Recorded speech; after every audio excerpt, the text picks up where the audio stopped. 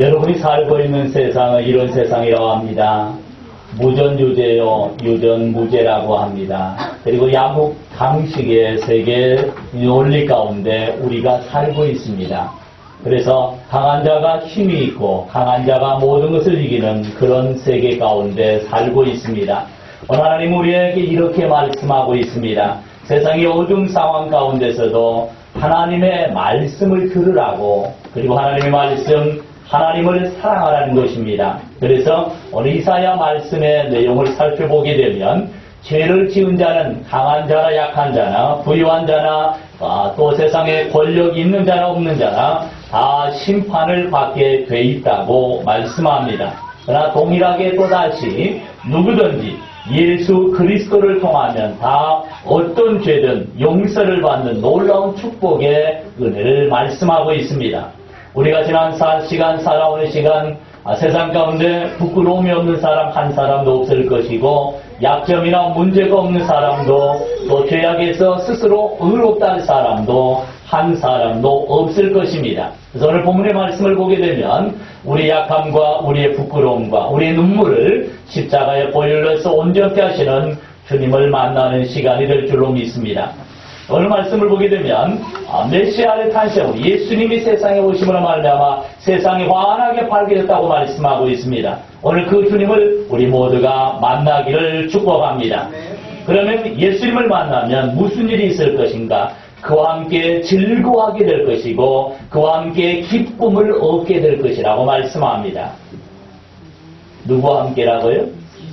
네, 나 혼자는 기뻐할 수 없는 상황입니다. 나 혼자는 즐거워할 수 없는 상황입니다. 나 혼자는 감사할 수도 행복할 수도 없는 상황이지만 예수 그리스도로 통하여 예수 그리스도로 말미암아 축제가 되어지는 삶이 바로 우리의 기독교이고 하나님의 나라라는 사실을 보여줍니다. 그래서 믿는 자에게 하나님께 주시는 놀라운 약속은 곧 결혼식과 같은 놀라운 축복의 현장이 되기를 원합니다.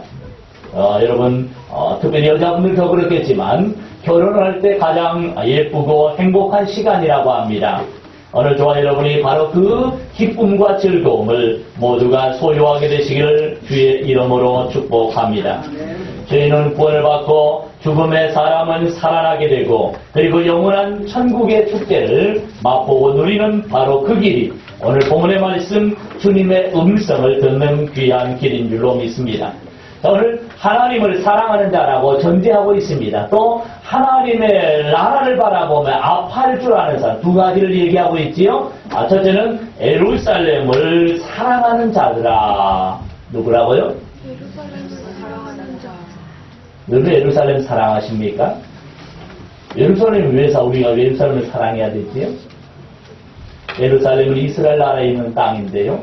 이스라엘 나라에 있는 도성인데요. 자, 그 의미는 옛날에 예루살렘은 하나님의 성전이 있었습니다. 다시 말하면 하나님이 계시는 곳입니다.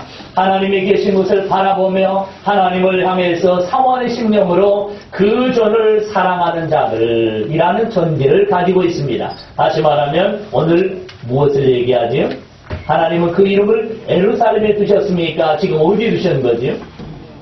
교회에 두셨습니다. 노아 때 하나님께서는 노아의 방주에 하나님의 이름을 두었습니다. 이곳으로 오는 자마다 다 구원을 받을 것이다. 예루살렘에 성전했을 때 하나님 그 성전을 향하여 나오는 자가 또 빛이 못할 사정으로 가까이 올 수 없어서 그 전을 바라보며 하나님께 기도할지라도 하나님은 그들을 구원하여 주었습니다. 그들을 위로하여 주었습니다. 그들을 고쳐주었고 그들을 눈물과 한숨에서 기쁨과 즐거움을 누리게 만들어 주었다는 사실입니다. 그리고 두 번째 또 하나님이 찾는 사람이 있지요. 첫 번째는 예루살렘을 사랑하는 자들아 라고 말씀하셨습니다.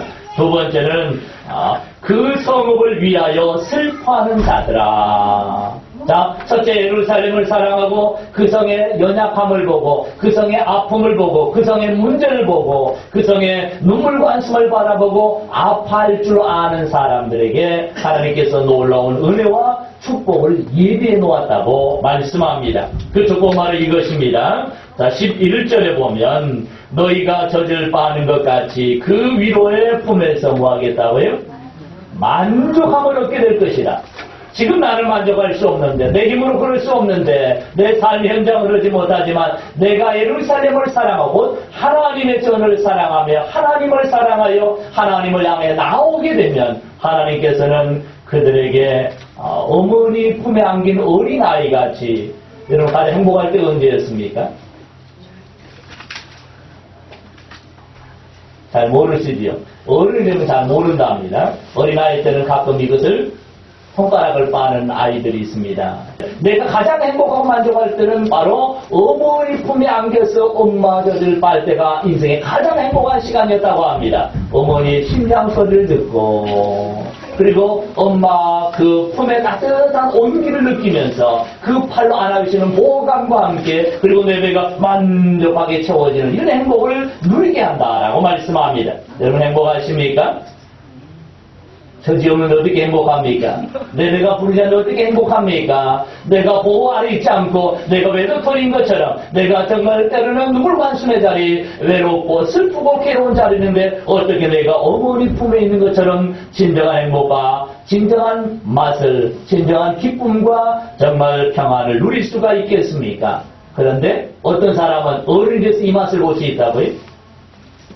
인생의 가장 최고의 행복을 느꼈던 바로 어린아이가 엄마 품에 안겼던 그 세상에 만족을 얻은 그때와 같이 여호와를 찾는 사람, 하나님을 찾는 사람, 하나님의 전에 나와 하나님을 예배하는 사람, 하나님을 구하고 찾는 바로 그 사람에게 하나님께서는 만족함과 위로감을 주시고, 또 넉넉해서 배가 불러서 이제는 엄마 품에서 새근새근 잠이 드는 평안히 잠드는 어린아이와 같이 저와 여러분의 삶을 그렇게 만들어주신다고 말씀합니다. 조건은 뭐라고요?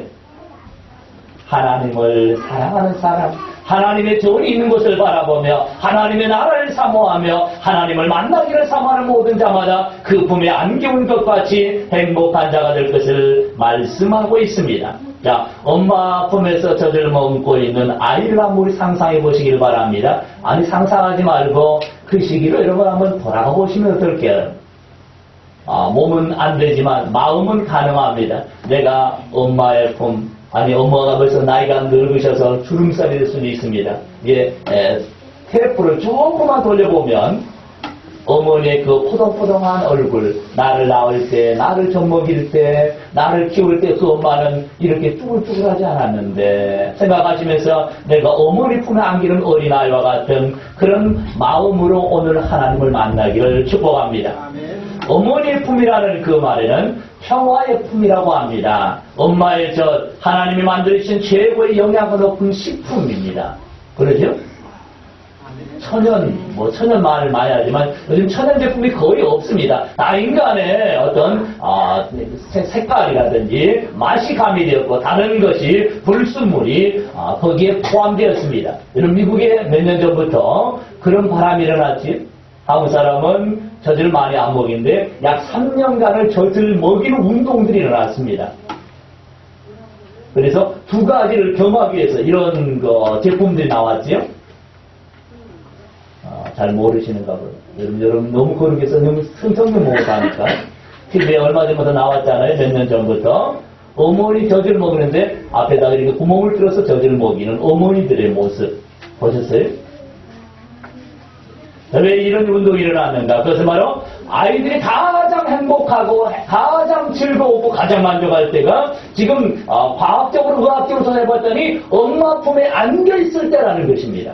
그리고 엄마 젖이 아니고 모유가 아니고 분유가 아니고 엄마의 모유를 먹을 때라고 합니다. 그것도 엄마 품에 안겨서 따뜻한 품에 안겨서 엄마의 젖을 빨 때가 어린아이에게 최고로 행복하고 최고로 만족한 시기라고 합니다. 그래서 여러분 가공식품 젖을 다시 말하면 소우유를 많이 먹으면 누구 닮아간다고요? 요즘 소우유를 많이 먹이죠. 이왕이면 엄마 모유를 많이 먹이면 좋겠습니다. 그리고 우리도 먹을 거 막 가공해 놓은 거 서도장 그냥 자연식품이 아니고 인간의 것이 여러 가지 가미된 것이 아닌 정말로 순수한 것, 하나님의 말씀에 다른 생각이 첨부되지 않은 진짜 젖과 꿀이 흐르는 것 같은 생명의 젖을 저와 여러분이 날마다 사모하시기를 바랍니다. 은총과 간구하는 심령을 하나님께 달라는 것은 하나님 나도 엄마 젖을 먹기를 원합니다. 하나님이 내게 주시는 생명의 젖줄에서 내가 멀어지지 않기를 주의 이름으로 축복합니다. 그래서 어머니가 나를 젖 먹이듯이 하나님은 나를 어미닭이 또 병아리들을 품에 안은 것처럼 내가 너희를 모으고 또 모으고 모았다고 말씀합니다. 그래서 우리에게 너희는 신령한 젖을 사모하라 그랬습니다.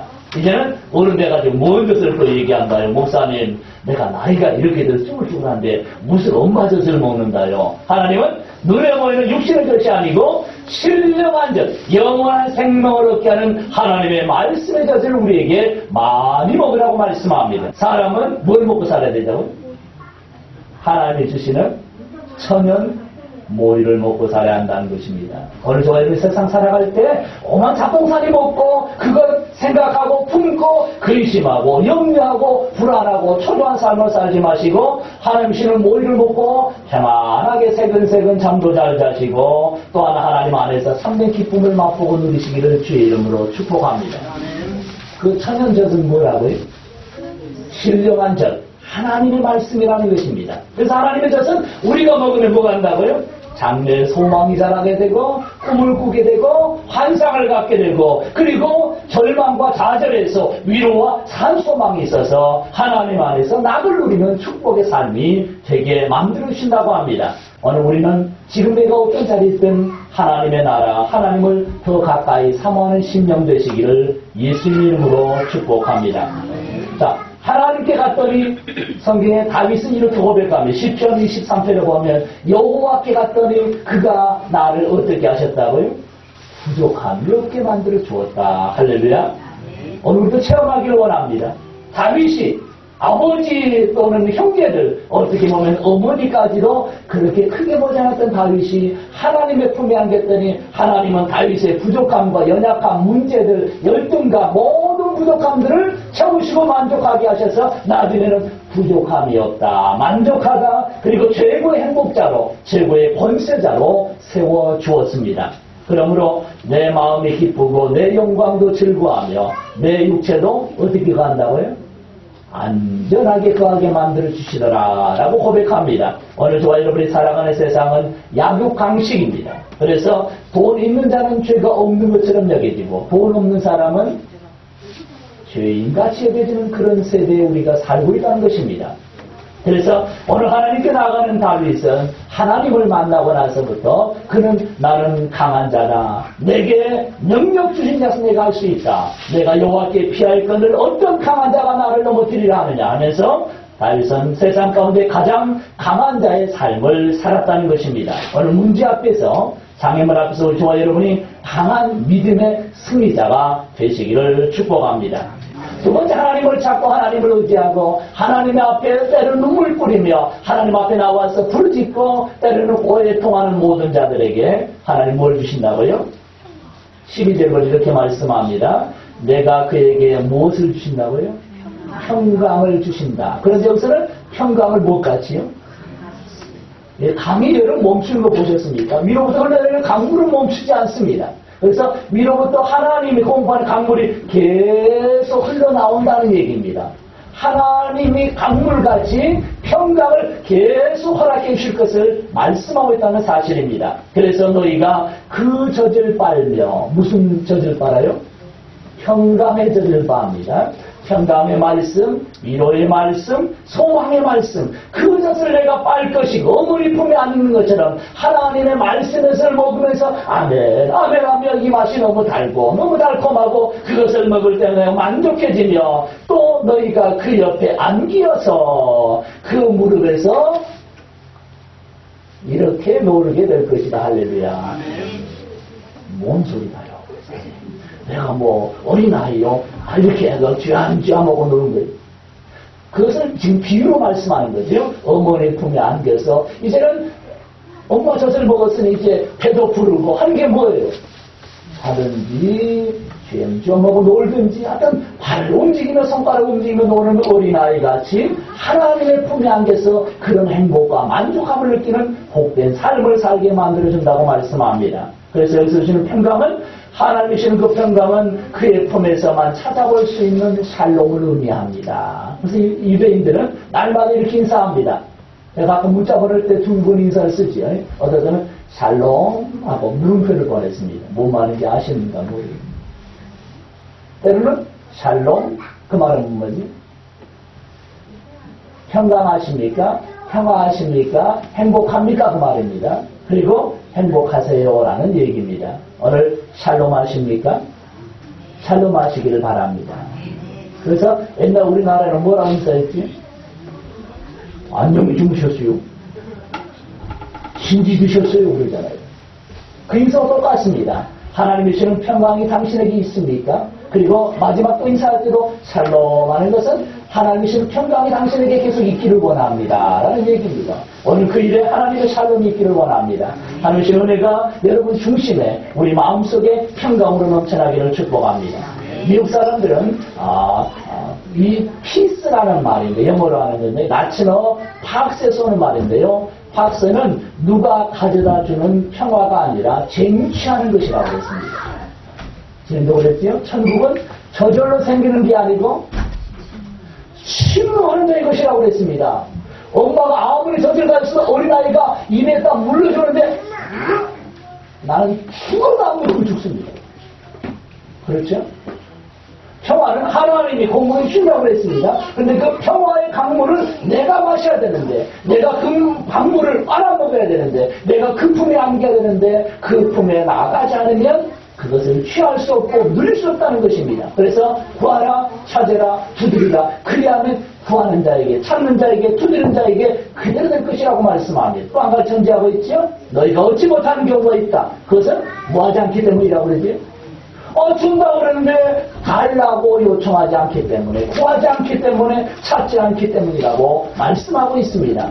오늘 내 안에 행복이 없고 내 안에 평안이 없다면 오늘 하나님을 향해서 야곱처럼 내게 복을 달라고, 하나님 나에게 은혜를 베풀어 달라고, 하나님 나에게 놀라운 평화를 달라고 오늘 사모하시며 하나님을 향하여서 약속의 말씀을 쟁취하시기를 주의 이름으로 축복합니다.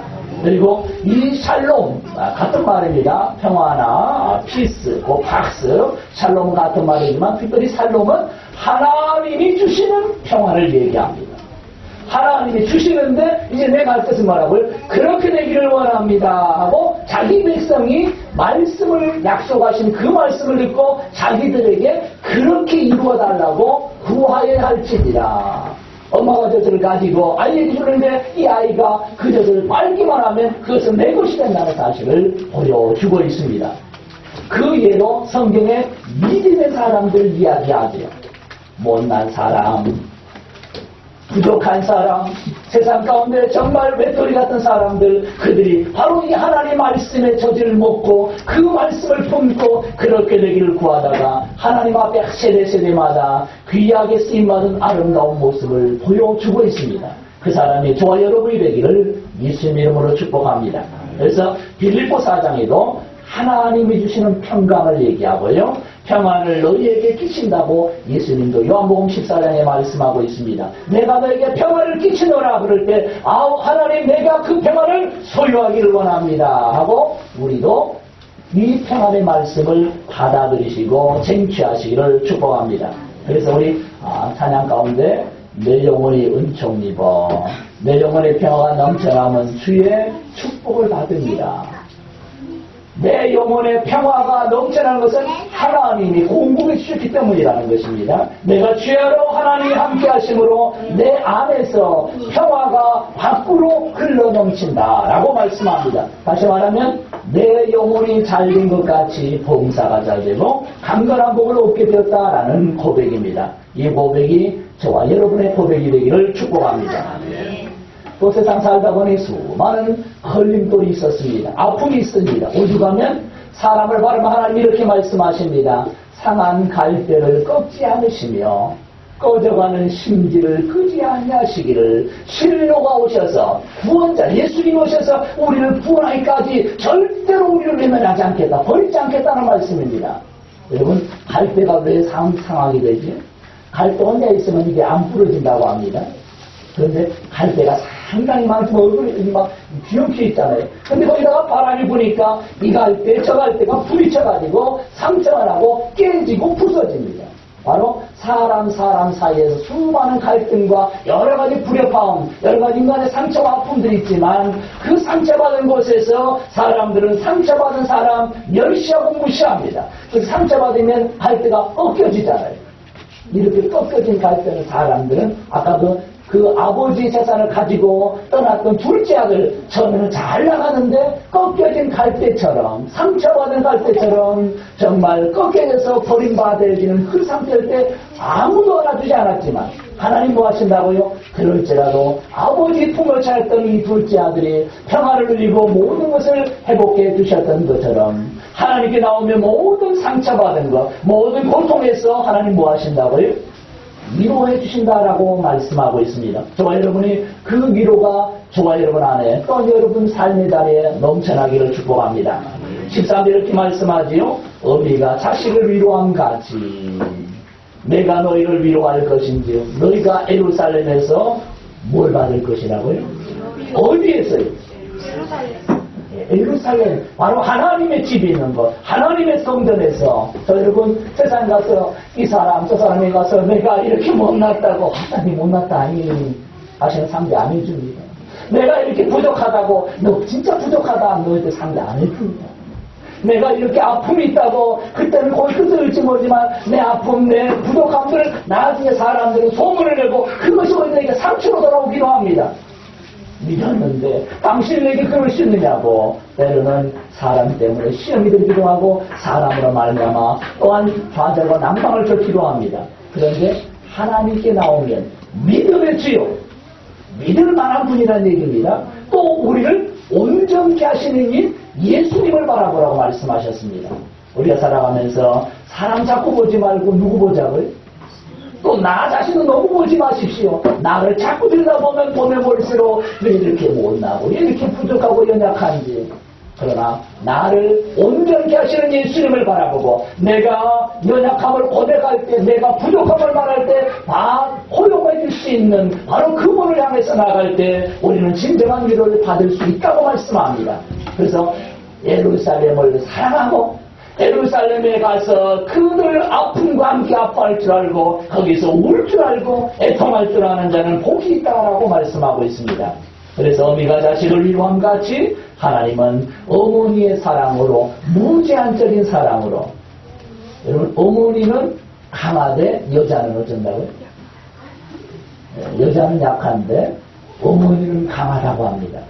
하나님이 약하다는 의미는 아니고요. 하나님은 그 크신 사랑으로 우리를 무제한적으로 희생적인 바로 십자가의 사랑으로 우리를 죄와 사망에서 건져주신 놀라운 사랑을 베푸신 하나님께서 지금도 저와 여러분의 모든 연약함을 체휼하지 아니하시는 분이 아니라고 말씀하셨습니다. 한마디로 모른 채 하지 않겠다는 얘기입니다.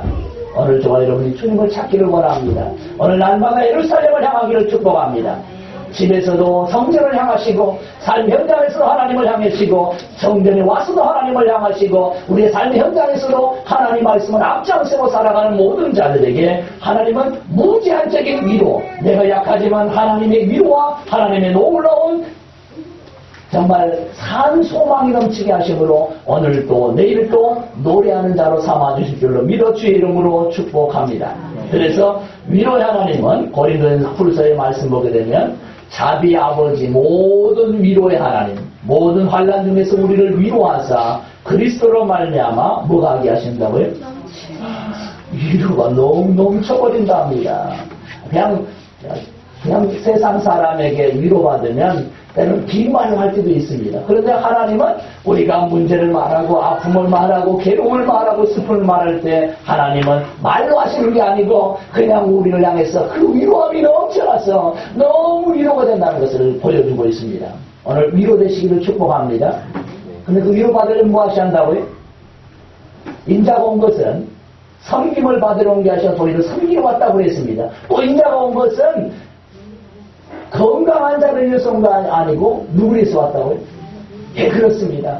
위로받을 부분에 우리 아픔과 상처와 우리 죄와 우리 슬픔을 주님 앞에 고백하고 자백하고 도움을 요청하는 자들, 곧 예루살렘을 향하는 자들, 성전을 향하는 자들, 하나님을 향해 나오는 자들마다 이런 위로를 넘치게 하신다고 말씀하고 있습니다. 혼자 있다고 고민하지 마시고 괜히 옆 사람이 얘기했다 그것이 나중에 소문 돌아와서 또 믿을 수 있네 없네 그럴 수 있네 없네 하지 마시고 하나님 품에 안기시고 하나님께 모든 것을 아뢰시기를 주의 이름으로 축복합니다. 그러면 위로라는 말씀이 이렇다고 그랬습니다. 파라칼레오라는 것인데요, 가까이에서 부르다 그랬습니다.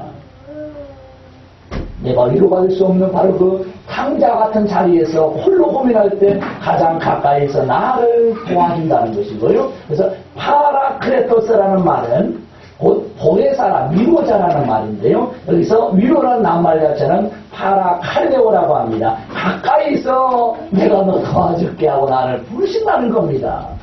그게 위로라는 거죠. 아무도 나 안 알아주는데 내 가까이 오셔서 나를 알아준다. 나의 이름을 불러준다는 것입니다.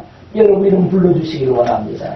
사랑하는 자야, 내 영혼이 잘된 것 같이 내가 봉사가 잘되고 관계하기를 원하느라. 베드로야, 밤새도록 그물 던지거나 아무도 못 잡았는데 주님 찾아오셔서 베드로야 하시면서 그를 부르셨고 배 오른쪽에다가 그물 던져보아라 했더니 2배 가득할 만큼 채워주시는 놀라운 주님의 은혜.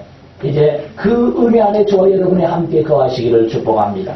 그러면 어머니의 사랑보다 더 진하고 더 아름답고 더 온전한 하나님의 사랑을 우리 모두가 만나게 되고 그 품에 안겨서 정말 손을 쥐암쥐암하고 발을 움직이면서 행복하게 놀고는 어린아이, 그리고 엄마 품에서 새근새근 잠들에는 그런 우리의 삶이 되어질 줄로 믿어 주의 이름으로 축복합니다.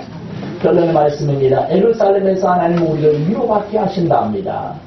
바벨론의 포로에 끌려간 이스라엘 백성들, 꿈과 소망을 잃어버린 백성들에게 예루살렘으로 돌아오는 것이 너희의 꿈이다.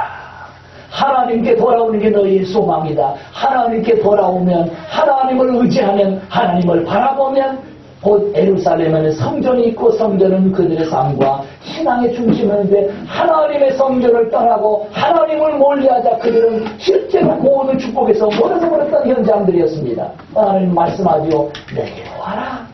나를 바라보라. 예루살렘을 사랑하라. 하나님을 사랑하라. 하나님의 성전을 사랑하라. 그러면 내가 너희에게 만족함을 줄 것이고 내가 너희를 기쁘고 즐겁게 만들어줄 것이고 내가 너희에게 정말로 더 다른 위로가 돼서 이전의 눈물이 변하여 기쁨과 즐거움의 잔치가 되게 만들어줄 것을 말씀하고 있습니다. 이제 우리 모두도 예루살렘을 향하시길 바랍니다.